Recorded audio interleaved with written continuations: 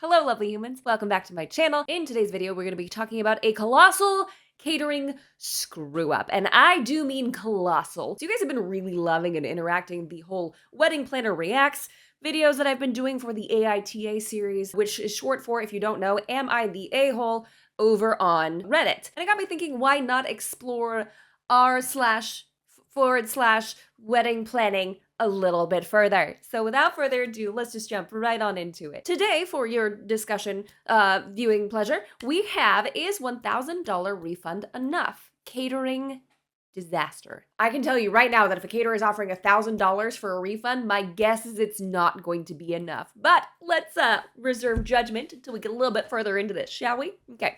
We had our wedding recently, and our caterer was a disaster, honestly. We paid $6,800 for food, setup, teardown, etc. Really love to see the contract. They were 90 minutes late. We basically didn't have a cocktail hour since they arrived late, couldn't find the drinks or glasses. What? It was incredibly rushed. Food was also not served at the table, but as a buffet. One food item was completely different than ordered. Crew left early and they took some trash with them, but not all. Our guests had to clean up the recycling and food waste. They left their bins/coolers everywhere. Caterer now thinks refunding $1,000 is enough. Any thoughts? Yeah. No.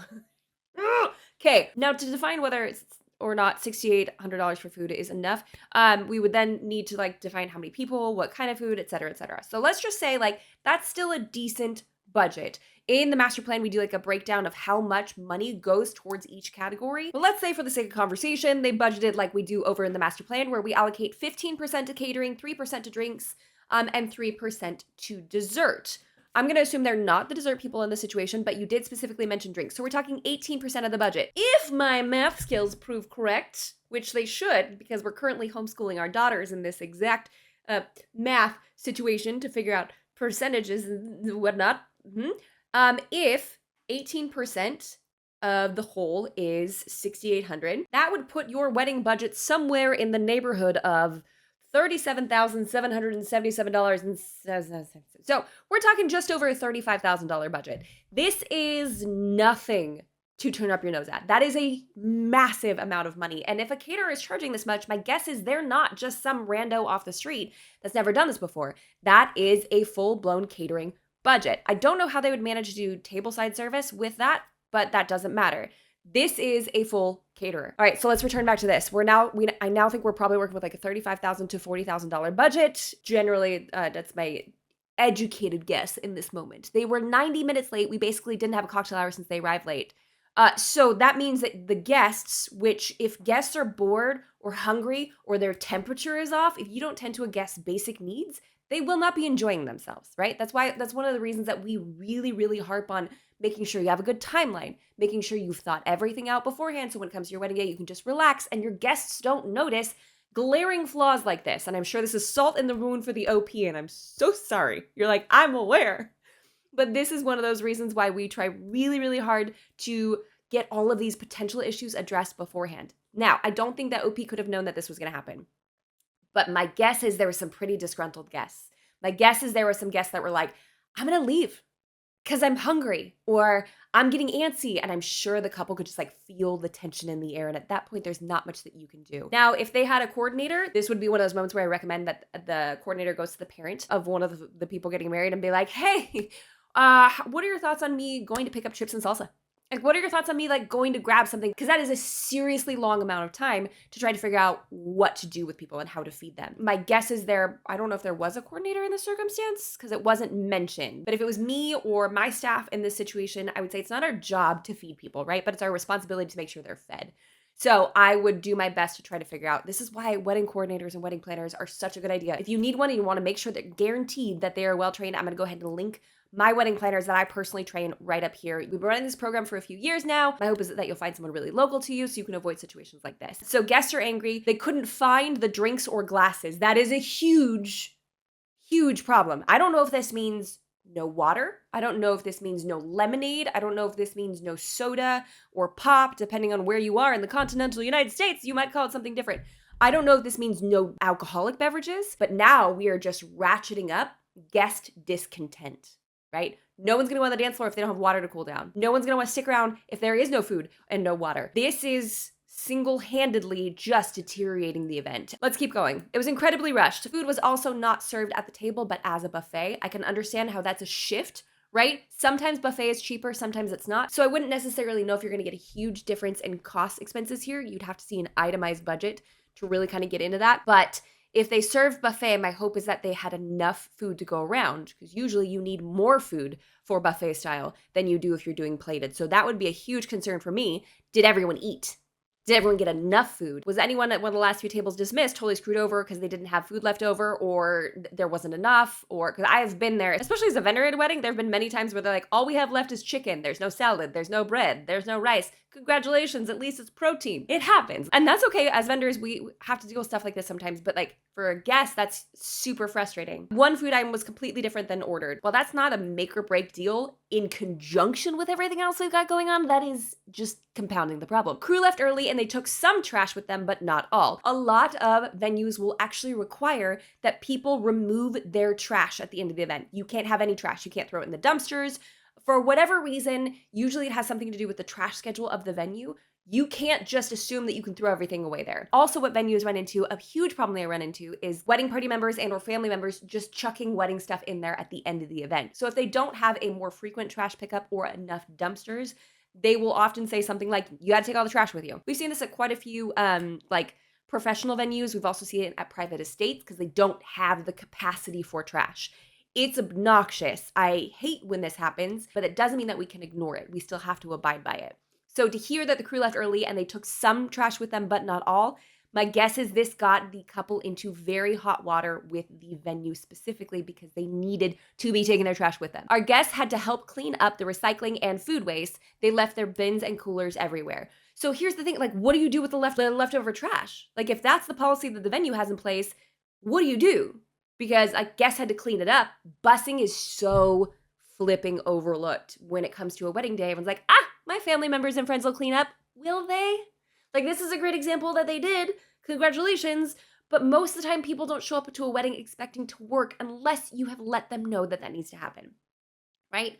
Or if you have the DJ make some sort of announcement, ladies and gentlemen, if you wouldn't mind clearing your plates, and then at that point, you probably want to go disposable. Well, it's not the most sustainable option out there. If you can go disposable, then you don't have to worry about someone stacking your plates and forks and all that kind of stuff. I had a situation at a wedding where so many things went wrong at this wedding. But one thing specifically is that the couple didn't tell me they rented plates. Like, I thought we were using pie tins. Long story short, is what they had on hand, and it was cute and it meant something to the couple. But no, they rented plates at the last minute, but then there was nobody to bus them afterwards.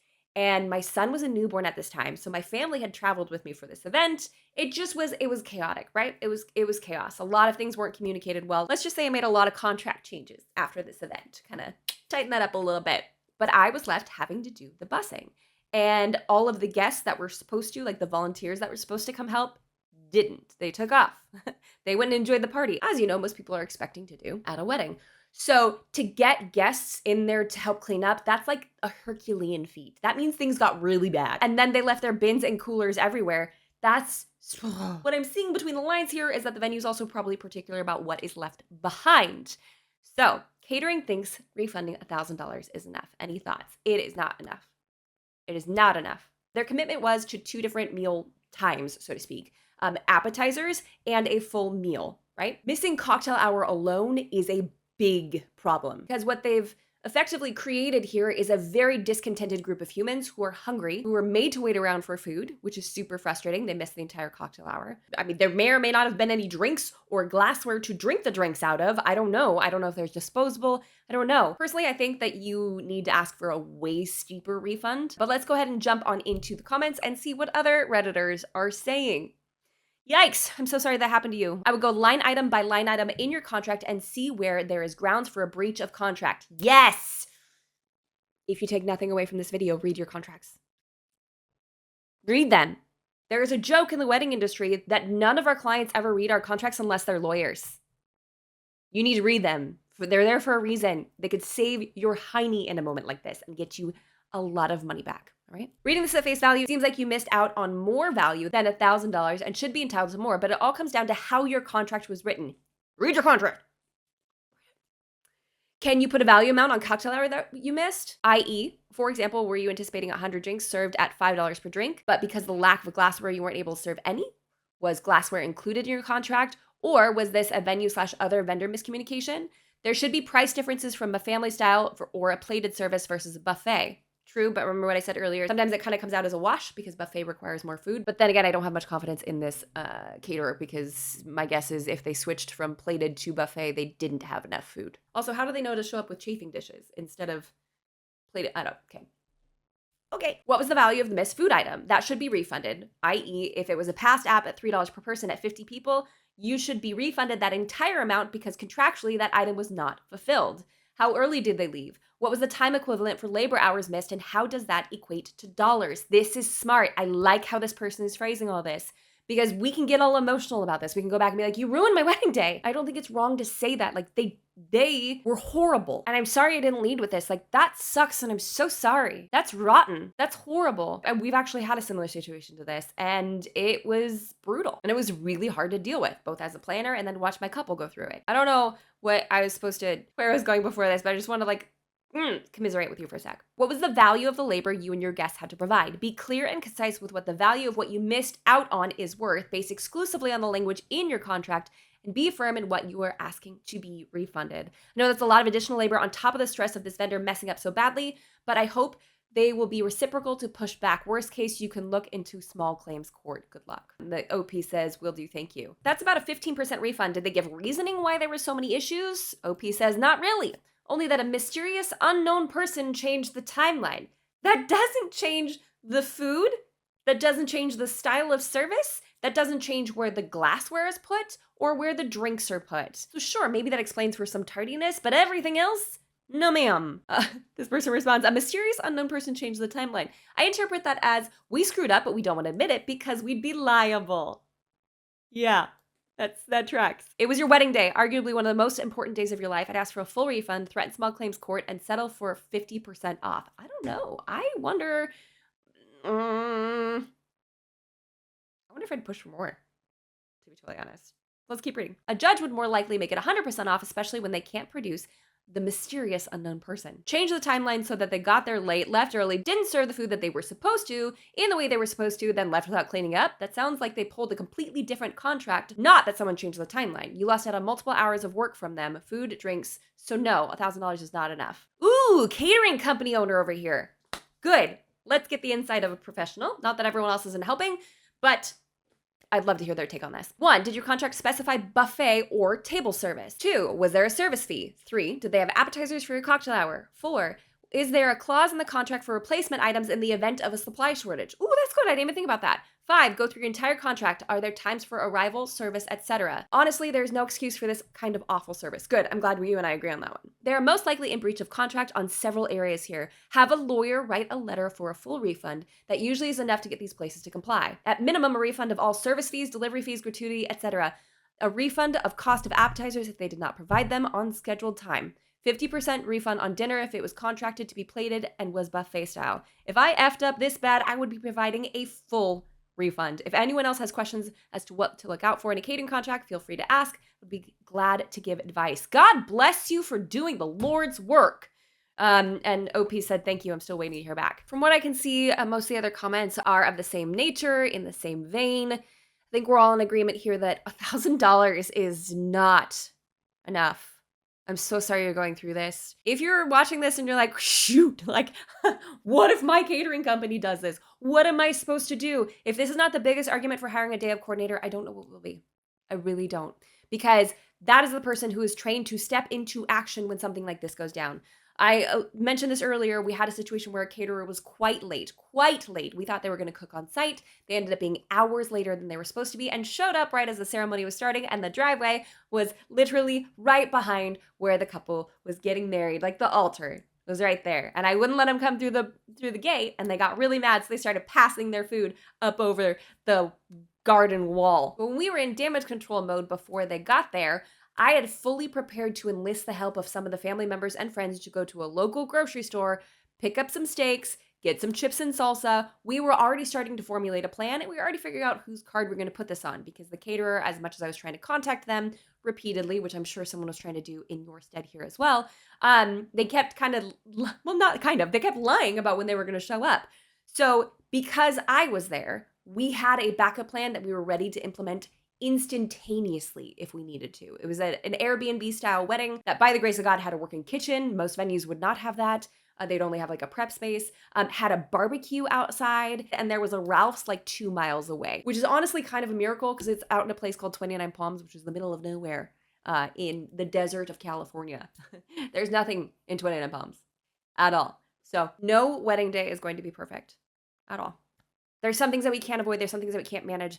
But hiring a wedding coordinator is like having wedding insurance, all right? It is the person that you can rely on to fix these mistakes as they happen, put out metaphorical and literal fires to make sure that your day goes as smoothly as humanly possible. So again, if you are interested in checking out or working with a coordinator, I know I linked it in the card earlier, but if you missed it, I will also leave it in the description box down below. I want your wedding day to be as stress-free as possible. Read your contracts.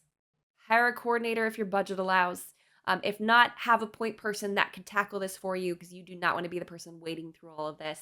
If you do find yourself in a situation where this has happened, I do completely agree. Hiring a lawyer for a couple $100s to write up a letter to send to them is going to be a pretty clear indication of where this will go if they do not offer you a greater refund. I would recommend, honestly, seeking closer to a full refund on this, maybe less for cost of goods that you actually ended up using. As a last little tidbit of advice, make sure you're reading reviews before you book your vendors and reading your contracts very carefully. So that's what we have for this week's video, guys. Thank you so much for stopping by. If you like this video, if you want me to keep doing wedding planner react style videos, good news, you don't have a choice, because I'm recording more of them. Because it's such a great way. It's kind of like an Ask Amy. Oh, it's like an Ask Jamie, but through Reddit. Unless y'all want to submit stuff to me, because I would love to help you out with any of your wedding planning woes. In fact, I'm gonna drop our email address in the description box below if you would like to submit anything. We do Ask Jamie episodes over on the podcast all the time, and I would love to have you over there as well. So that's it. We're done. I'm cutting myself off. And until next week, bye guys.